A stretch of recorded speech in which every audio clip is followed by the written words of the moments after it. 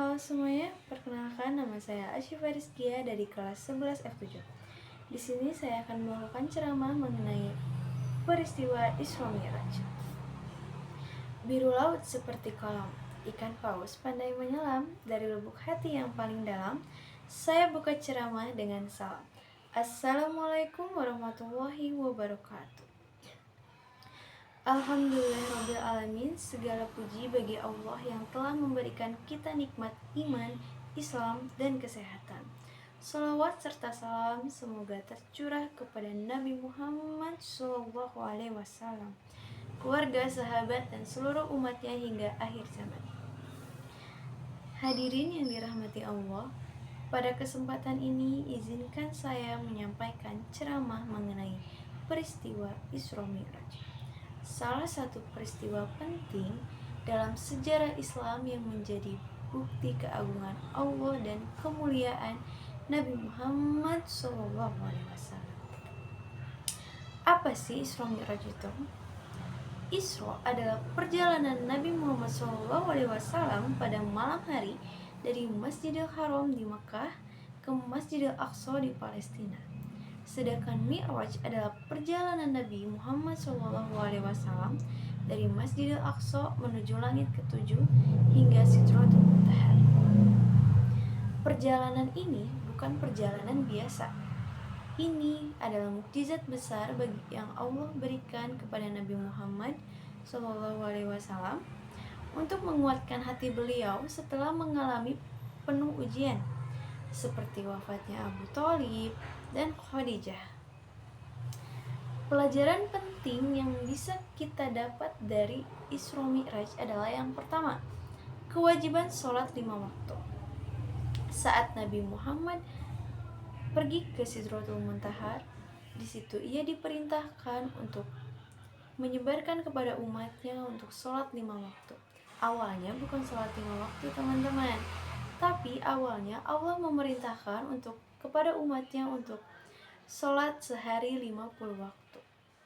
Tapi Nabi Muhammad berkata, jangan, umatku tidak akan mampu. Maka Allah menurunkan untuk hanya sehari 5 waktu.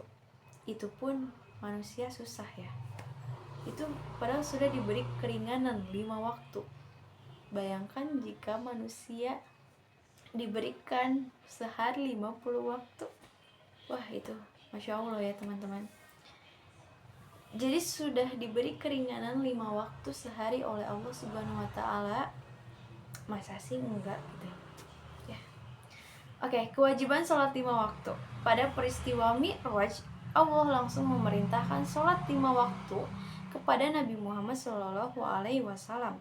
Ini menunjukkan bahwa sholat adalah ibadah istimewa yang menjadi tiang agama dan sarana kita berkomunikasi langsung dengan Allah.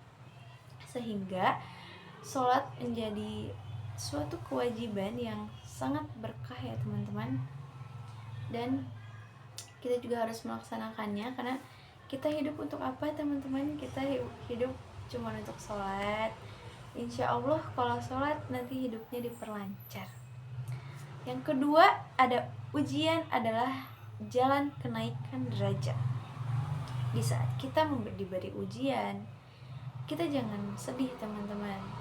Yakin kalau saat ujian datang bahwa ada hikmah juga yang datang kepada kita. Nabi mendapat Isra Mi'raj setelah melalui masa sulit, yaitu saat meninggalnya Abu Thalib, meninggalnya Khadijah RA radhiyallahu anhu. Ini mengajarkan kita bahwa setiap kesulitan pasti Allah sertai dengan hikmah dan pertolongan. Percaya teman-teman, saat kita mendapatkan ujian, saat kita mendapatkan musibah, insya Allah setelah itu pasti ada hikmahnya. Entah itu dari mana, dari tetangga, dari kerabat, ataupun dari keluarga. Lalu yang ketiga ada pentingnya masjid dan persatuan umat. Perjalanan bermula dari Masjidil Haram dan berakhir di Masjidil Aqsa. Ini menandakan bahwa masjid adalah pusat umat dan simbol persatuan seluruh kaum muslimin. Maka untuk laki-laki nih teman-teman, diwajibkan diwajibkan untuk sholat di masjid ya teman-teman. Nah, untuk laki-laki biasanya diwajibkan untuk sholat di masjid. Jadi yuk sholat di masjid yuk, jangan males-males. Nah, lalu yang terakhir ada keagungan kekuasaan Allah Subhanahu wa taala. Perjalanan menembus langit dalam waktu singkat menunjukkan kebesaran Allah. Kita diajak untuk semakin yakin bahwa tidak ada yang mustahil baginya.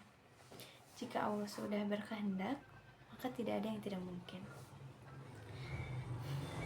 Hadirin yang dirahmati Allah, dengan memperingati Isra Mi'raj, marilah kita memperbaiki kualitas sholat, memperkuat iman, dan meneladani kesabaran Nabi Muhammad SAW. Semoga Allah menjadikan kita hamba yang taat dan selalu berada dalam lindungannya. Pak Mamat punya burung kenari. Burung dijemur hingga siang. Ceramah berakhir sampai di sini. Salah dan janggal mohon dimaafkan. Wassalamualaikum warahmatullahi wabarakatuh.